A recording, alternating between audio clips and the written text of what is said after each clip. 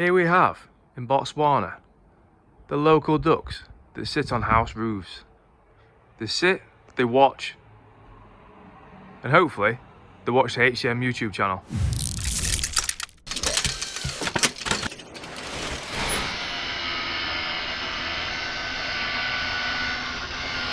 Good evening, sports fans, and welcome back to the HM YouTube channel. So we're here in Botswana Pond. You can hear the ducks behind me just quacking away. So today we're going to be talking about what we're seeing in the thumbnail. So the new seats for the Williams. So there's a bit of a story behind it. We travelled about 60,000 miles round trip in the dark to go and pick these seats up. Turns out the place was pretty dingy, looked a bit dark and a bit copious. We're a bit unsure about the whole place. But turns out we got there and the seats were absolutely fantastic. They were great. They're actually in the Clio Cup race car, and it's roughly about the 2007 one, Mark III. Correct me if I'm wrong. So yeah, really happy with the seats, and I can't wait to get these little beauties in. So what we're going to do, show you what the seats look like, and then got a little bit of an update for what we've been doing on the bodywork as well. So I've been doing a bit off camera, and yeah, so right, let's just get into it. Let's get cracking and see you in a bit. Right, so we're back here in Botswana, and here's the seats. So these are genuine Renault Sport Sabelt Taurus seats. You see just on the side here, Sabelt Taurus. So these are out of date now. They were used in the Clio Cup race cars, but again, they're not used anymore, and these have run out of date. So, but they're perfect for what I want to use them for. They're ideal for a track day car, and if I want to do something more with the car, then I can always get some seats which are in FIA date. So these come with the Renault Sport logo on both sides of this one, and on this one it says Renault Sport. Slightly different, but I quite like that. I quite like that they don't match. These proper comfy, really comfy. They've got the high bolsters on, so it means you can go around some corners a bit quick and without actually falling out the seat. On the back, they're just plain black. These are the GRP ones, so the fiberglass to everyone who works in old money. And yeah, they've got a bit of marks on and stuff, but to be honest, you won't see that as soon as you get a side rail on there. But now they're spot on. They're perfect for what I need. Yeah, back of this one as well. So yeah, it looks all right. They look good. Look spot on. Just in case some of you might want to know, I'm going to give a quick weigh-in of what these seats are. So first thing, got to see how much I weigh, which I've got no idea at the minute. On lockdown, I think I've lost a bit of weight, but we'll see. We're back on here, getting these scales. What's saying here? So 83.5. So we grab one of these seats, try and hold on to it for a bit. See what we are. So 94.2. We'll try the other one. So that was the Renault Sport logo on that one. This one's the Renault Sport logo with the writing. So try this one as well. See what we got. Same. So 94.2. So use a bit of quick maths. They're just over 10 kilo a seat. So I'm quite happy with that. You know, end of the day, it's a track car. It's going to be light, but again, trying to shave more kilos off the seats can cost a lot more money. So yeah, we don't have an end of the pot of gold at this project, but yeah, I'm quite happy with that.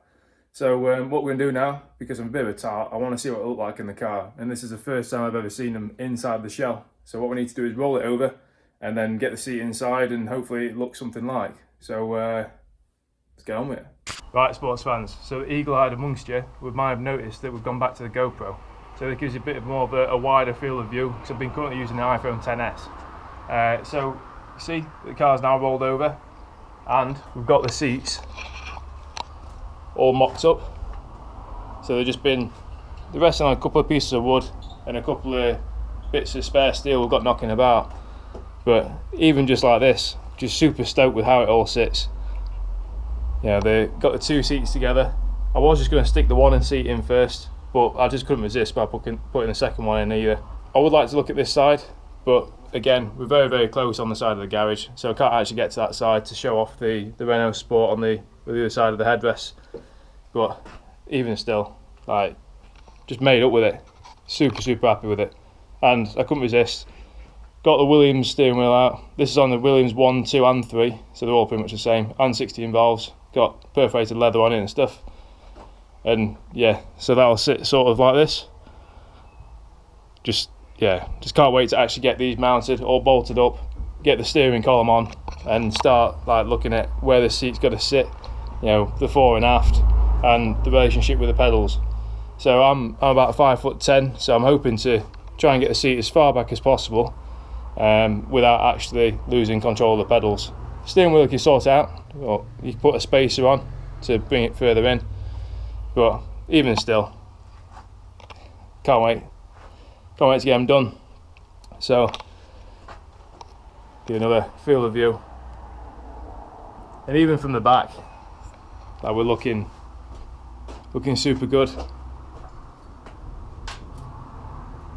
Like you see the passenger seat, so the left hand seat, that's a little bit lower than the driver's. I'll keep them both the same height just to keep a bit of symmetry in the car, but it's just all the material I could find.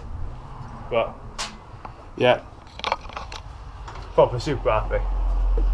So again, this is the first time having the seats actually in the shell, so I'm really happy with the result, and yeah, just can't wait to get them done. So I'm going to take them out of here before I start falling asleep in these seats and sit in it and ruin the job. So yeah, I'm going to crack on with a bit more work, and I'll show actually. So just before we roll the car back over, I'll show you the boot floor. So we've been welding on the underside, and you can just about see in here. Pretty low light, again using the GoPro, but the boot floor used to have a gaping hole in it. I think you probably see from the last video, there's a huge hole here, and I'll patch that in, and amongst like some other areas. Right, so we rolled it back over. That was the progress we made in the previous video. So we're on to this bit. So this is what we shown earlier on the top side, is that plate that was welded in. So this has been spot welded as per the original boot floor. Good long string of welds. This still needs grinding back, and then this was chopped back a little bit more just to neaten it up a little bit. And again, the bottom part of the panel is welded in. So we're looking a lot better, looking really well. And then all we need to do now is add this in. So the new chassis leg. So this was made out of just a single piece of sheet. Smashing that up. It's a single piece of sheet. We're joined by our yak. What? We got there, lad. Magnum. White chocolate. Get that on screen. Yes. We've got the chassis leg. That just needs to go on here. Like so. Gonna have a bit of an overlap at this edge. And then just need to neaten this end up and get these spot welded in. And also, there's a hole here on the original car, and also a hole on the underside. There's some breather holes, or breather tubes that come from the filler neck, that come down here, through this little gap, through this, into what would be the fuel tank. What do you reckon, lad? Job done.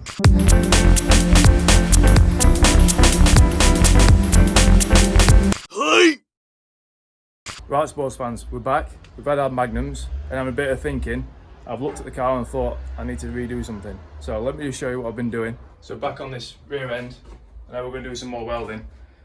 But over here, in this back corner, the floor sort of went up, and I weren't too happy with it. So I didn't really see much of it from the top side, so from this inside here.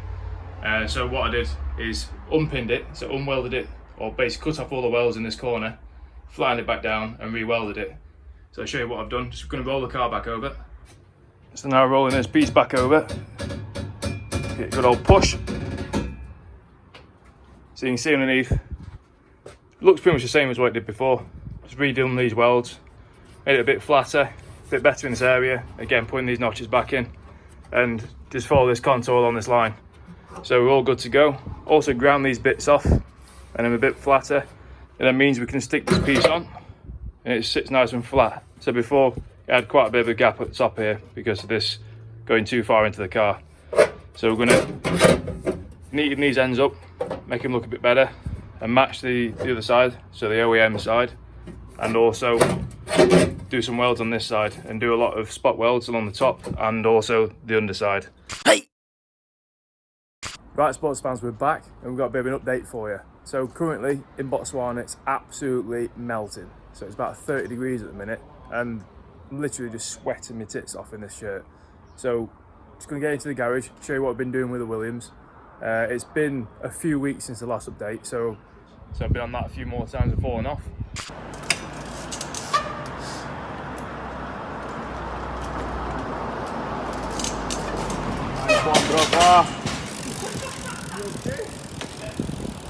Walking into the garage, and the Williams now looks like this. So as I mentioned before, got that rear chassis leg, that's on. Got the holes in it, got it welded on. Still need to tidy up some of these welds under here. So we've started taking the underseal off. So all of this sound deadening underseal, that's all come off because, you know, welding this piece in, I had to take it off anyway. And we're going to try and protect it. It's currently got a bit of surface rust on there now, but once you start putting the Hammerite underbody seal on there, it'll soon start tackling that. So again, going all the way down here, start to do all this lot up, and you can see all the sound deadening that's come off it. And yeah, so we've cut the mounts off for the spare wheel carrier, so we don't need that, and the Group A cars are exactly the same. And done a bit more welding around this way, so we got redone this bit. So chop this off, did all this underneath here, so patched this in because it was rotten through, and this is a new piece in this area. And again, like I say, welded this piece on. So the next port of call is to finish up this lot, so cleaning this lot.